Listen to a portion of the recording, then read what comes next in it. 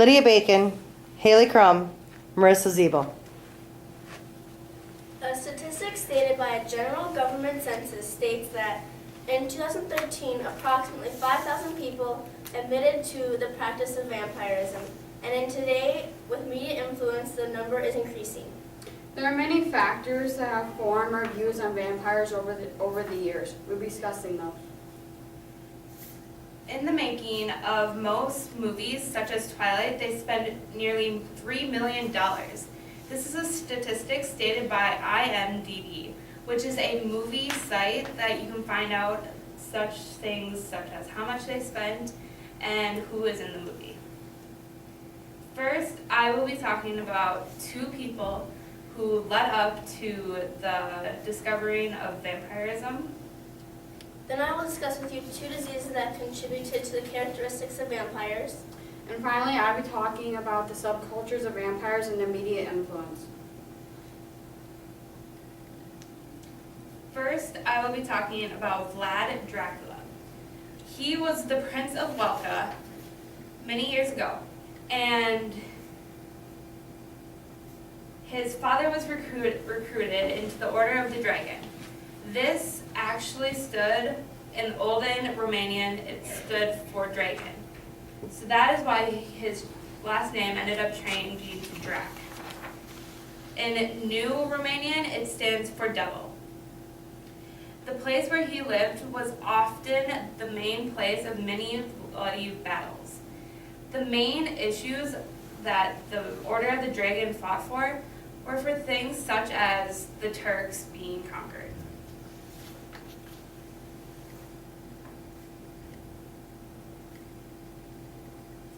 This is the way that he chose to get rid of many of his enemies, was by impaling them. He is also known as Vlad the Impaler. He would stab his enemies up through the chest all the way to the head. This is stated by Who is Vlad the Impaler, and they wrote it in October 27th, 2006. Another story that was told about him was upon arrival, many Saxon merchants would wear their turbans. He didn't like that they would wear their turbans for religious reasons. But he said, I am proud that you guys refused to take them off. And so he promised them that they would never have to be removed and nailed them to their heads. Mehmed the Conqueror. Mehmed the Conqueror ended up taking over Welka, and once he reached the main city capital, he found that many of the prisoners were found impaled upon the steps. In 1448, he started his campaign to regain his father's throne that his father had lost during a war. He eventually gained it back 2 months later, only because the main king was gone at the time. He lost it again when the main king came back. Next, I will talk about Elizabeth Bathory, also known as the Blood Countess. She was engaged at the age of 11. She was seemed to be insane at birth and would often lose herself in fits of anger due to her seizures, but most of it was actually caused from her epilepsy. Her dad was the main reason that she became very sadistic. She once witnessed him sewing a gypsy up into the stomach of a horse because she had stolen something. This is found by a doctor named Dr. Prophet, and he wrote for the BBC News. This was one of her favorite ways of torturing people. It is called a flogger. Her husband introduced it to her, and it would often have claws on the ends of it that would tear at the skin.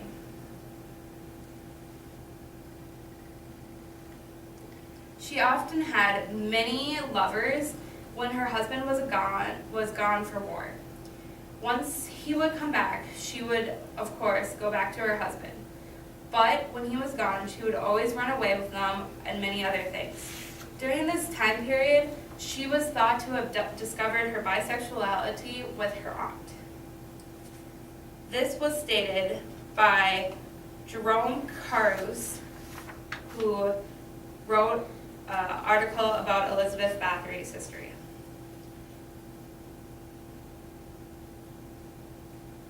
She killed nearly 600 women, and her uncle seemed to know about it but didn't want to say anything about it because he didn't want to wreck the family's good name. They were seen as one of the most powerful Protestant families. Once her husband died, she took a lover named Dorotha. Dorotha was her lover for many years and was the reason that Elizabeth started attacking poor nobles, which eventually caused her downfall. Some other ways that she had became into bathing in bloodbaths was when a servant was brushing her hair, she turned around and scratched her, and it seemed that the blood that had fallen onto Elizabeth had made her skin in that area seem younger. Other ways that she would torture her servants was she would whip them with barbed wire, drag them out into the snow naked, and throw cold water on them until they froze to death. Her favorite thing to do was to tie them up to the ceiling and slit their throats so that the blood would drain into the bathtub. As stated by Elizabeth Bathory herself, she said that if a little works, then a lot will do better. Every once in a while, a beautiful maiden was found, and she would drink directly from the maiden because she thought it gave her better powers and made her look younger.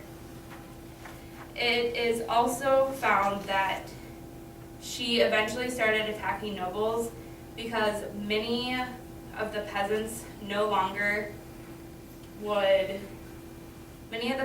would no longer affect her skin, the blood would no longer affect her skin, so she ended up going after nobles because they had frigid skin.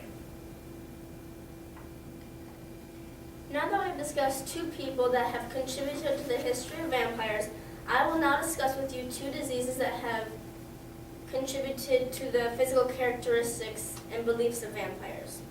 One being porphyria and the other being catalepsy. First, porphyria. The definition for porphyria is a malfunction of hemoglobin red blood cells. In an article written by Guico Milani labeled Porphyria, the vampire disease that started the legend, dated April 2nd, 2010, porphyria is said to originate from the intermarriages of the European nobility. Also found in this article, there's multiple characteristics of vampires that compare to the symptoms of the porphyria disease. One being fangs. People with porphyria, their gums and skin is eaten away, much like vampires, their teeth appear more canine-like. People with porphyria are also sensitive to garlic, which is why vampires are said to be afraid of garlic. Garlic has a chemical in it that is painful to the gums that have rotten away, and it burns their gums. People with porphyria are also sensitive to sunlight.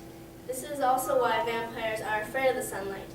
People with porphyria's skin is very sensitive, and the sunlight causes open sores.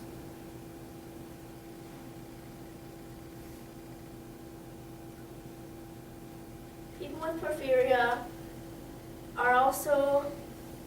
they also avoid mirrors, which is why vampires are said to have not shown up in pictures or in mirrors.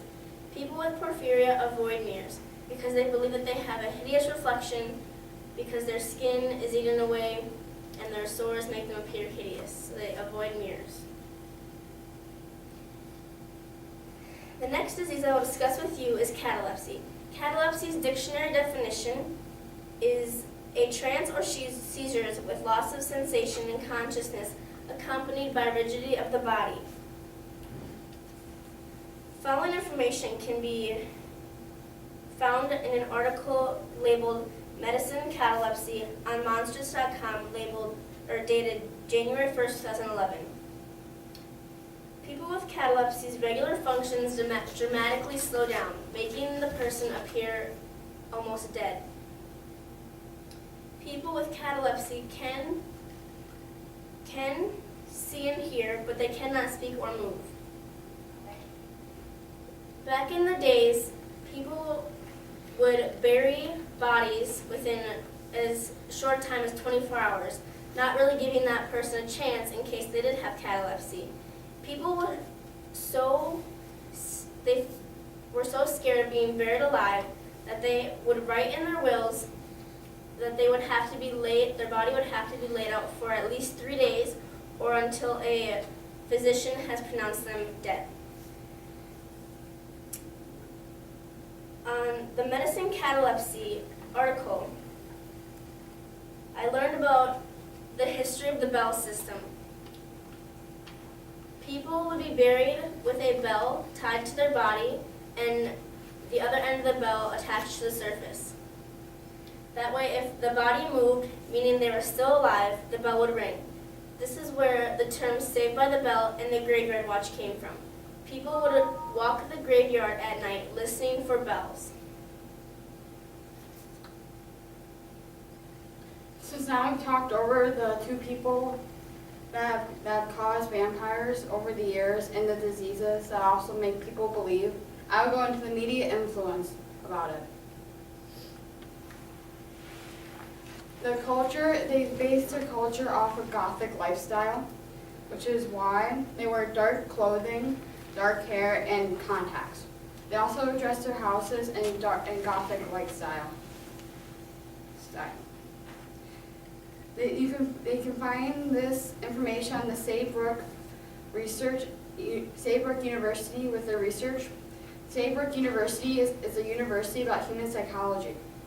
Now we have the 4 types of subcultures in the vampirism. We got sanguinians, which they call themselves the real-life vampires because they need to drink blood to stay sane, which is probably because they have low iron levels in their body. Next we have the living vampires. They believe they are humans, so they call themselves real vampires. They believe they have powers, like more sensitive hearing, sensitive to light. They believe they have night vision. Another thing that they can also sense other vampires. They can sense the auras of people, which they can sense their auras and become overwhelmed with the emotions in crowded rooms. So they have to leave, or not they become overwhelmed. They go into more subgroups, like the Order of the Black Dragon is a group of living vampires, which you can find in Vampire Underworld. Now we have the psychic vampires, which they drink auras of humans to help them stay sane. They also call themselves the real-life vampires. As you can tell, there are many different auras with us. We have red, which stands for energy, strength, and anger, to like gray, which means depression and sadness. But if you have a white aura, it means that you're fine in all of your energy levels. Then we got the transcendental vampires. They believe they have immortal souls. To them, to achieve this, they have to bond with a younger vampire to achieve immortality. They also call themselves real-life vampires because they can also drink blood and auras of other people. And we got media influence. Dracula is older than Damon from the show The Vampire Diaries. Over the years, they make the vampires more photogenic, as you could say.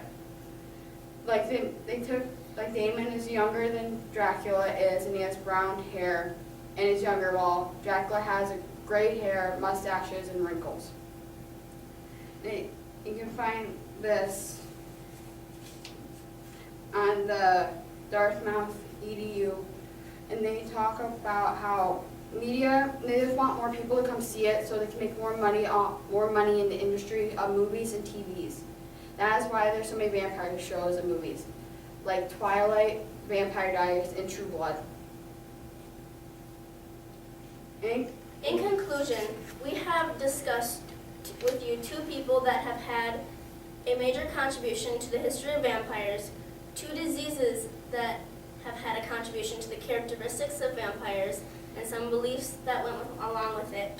And then we went over some different types of people that practice vampirism and the media influence. So we talked about the factors that have changed vampires over thousands of years. And the media influence has changed it even more quicker because they want more people to see the movies and TVs so then they can get more money out of the deal.